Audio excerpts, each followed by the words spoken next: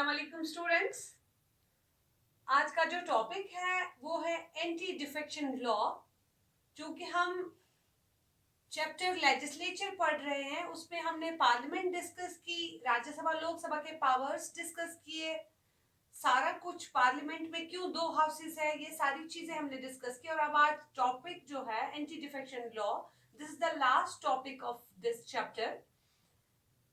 ये एक लॉ पास किया गया, किसके खिलाफ पास किया गया? डिफेक्शन के खिलाफ एक लॉ पास किया गया जिसको नाम रखा गया एंटी डिफेक्शन लॉ। इनफैक्ट हमारे यहाँ जो कॉन्स्टिट्यूशन है उसमें 12 शेड्यूल्स हैं, और हमने ये प्रैक्टिस रोकने के लिए डिफेक्शन, जो बहुत बड़ी इंडियन पॉलिटिकल सिस्टम में बहुत बड़ी प्रॉब्लम पहले से थी। In fact this problem was in India before independence. हमारे जो रिप्रेजेंटेटिव्स होते थे वो अक्सर दल बदली करते थे। डिफेक्शन यानी दल बदली करना, तो चीट करना अपनी उस पॉलिटिकल पार्टी को जिसने उसको चुना, जिसके मैनिफेस्टो से उसने इलेक्शन जीता, फिर उसको डिच करके दूसरी अपोजिशन पार्टी को ज्वाइन करना, this is known as defection. तो ये हमारे इंडियन पॉलिटिकल सिस्टम में एक बहुत बड़ी प्रॉब्लम पहले से थी। रिप्रेजेंटेटिव्स पहले से दल बदली करते रहते थे अपने मुफाद के लिए।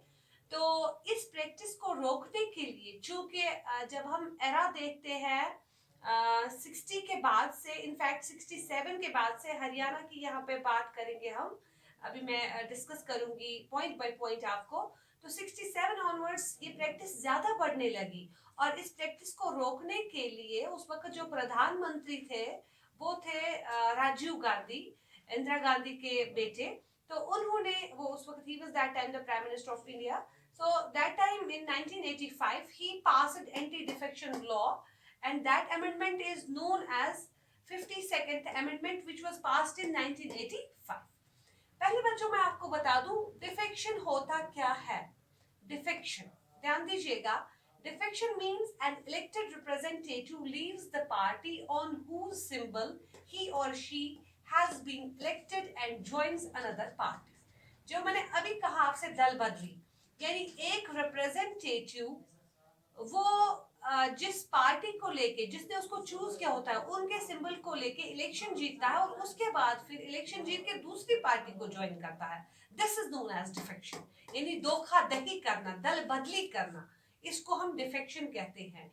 इनफैक्ट इसको हम ऐसे भी डिफाइन कर सकते हैं, it also means desertion from aliens, loyalty और ड्यूटी। अपनी जो लॉयलिटी, अपनी जो कमिटमेंट उसने कहा था मैं कर लूंगा आपके साथ, मैं निभाऊंगा साथ आपका, वो कमिटमेंट छोड़ के उसको तर्क करना, उसको डिसीव करना, तो उसको कहते हैं हम डिफेक्शन। क्या कहते हैं? डिफेक्शन। सो डिफेक्शन ऐसे याद रखिएगा, दल बदली यानी एक पॉलिटिकल पार्टी को छोड़ के दूसरी अपोजिशन को ज्वाइन करना, तो अपनी पार्टी को चीट करके, अपनी पार्टी को डिसलॉयल, मतलब यहाँ पे डिसलॉयल्टी शो करता है एक बंदा, फिर ज्वाइन करता है दूसरी पॉलिटिकल पार्टी को, अपोजिशन को, that is known as defection. तो इस प्रैक्टिस को रोकने के लिए हिंदुस्तान के कॉन्स्टिट्यूशन ने, हिंदुस्तान की सरकारों ने क्या क्या किया, कौन से लॉज पास किए। तो जो मैंने अभी आपसे बात कहा 1985 की जब हम बात करते हैं, उस वक्त प्रधानमंत्री हिंदुस्तान के राजीव गांधी थे, कांग्रेस पार्टी की हुकूमत थी। उन्होंने यहाँ पे 10th शेड्यूल ऐड करके 52nd अमेंडमेंट में ये लॉ एक पास किया, एंटी डिफेक्शन लॉ। यानी उस शख्स के खिलाफ ये लॉ पास किया गया जो दल बदली कर रहा है। तो उसको ये यहाँ पे स्ट्रिक्टली रखा गया कि नहीं, अगर आपने दल बदली की तो आपको पार्टी से खारिज कर दिया जाएगा, और उसके अलावा आपको डिस्क्वालीफाई किया जाएगा। तो ये प्रैक्टिस रोक ली गई। क्योंकि हिंदुस्तान के, मैं अभी बात करी थी आपसे यहाँ 67 की, हिंदुस्तान के पॉलिटिकल सिस्टम में जब हम देखते हैं, यहाँ पे 1967 में क्या हुआ था, हरियाणा का एक एमएलए था, उसका नाम था गयालाल। उसने क्या किया, he changed his party thrice in a fortnight, यानी 15 दिनों में उसने 3 बार दल बदली की। कभी इधर जा रहा था, कभी उधर जा रहा था, कभी इधर जा रहा था, कभी उधर जा रहा था। तो उसने 3 बार 15 दिनों में दल बदली की।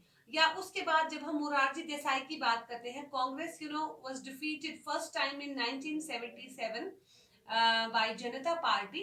तो उस वक्त after the emergency which was imposed by Indira Gandhi, Mrs Indira Gandhi, उसके बाद मोरारजी देसाई ही became the prime minister of India.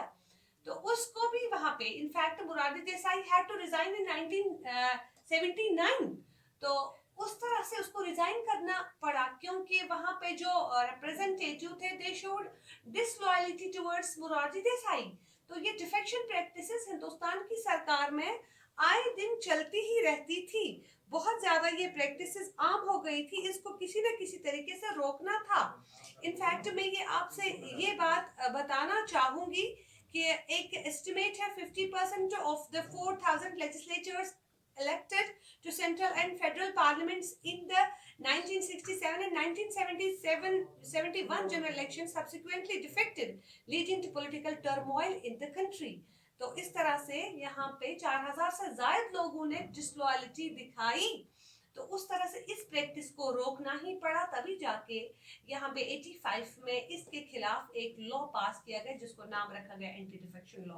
और उसको फिर एक मजबूत और कर दिया गया, फर्स्ट अमेंडमेंट पास कर दी गई 2003 में, जिसने इसको और ज्यादा डिफाइन किया, किसको रिफाइन किया, इस लॉ को पूरी तरह से उसमें डिफाइन किया गया कि if it is proved that a member has defected then such member loses the membership of the house and is disqualified from holding any political office like ministership if he or she defects।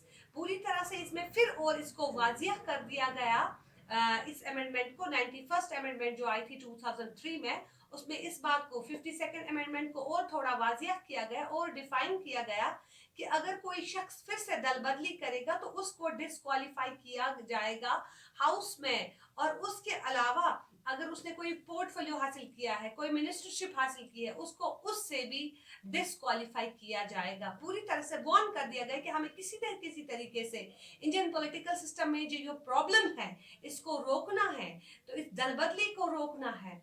हर एक शख्स को अपनी loyalty दिखानी है अपनी political party की ओर, तभी जाके ये लॉ पास किया गया। ओके, अल्लाह हाफिज, आज के लिए इतना।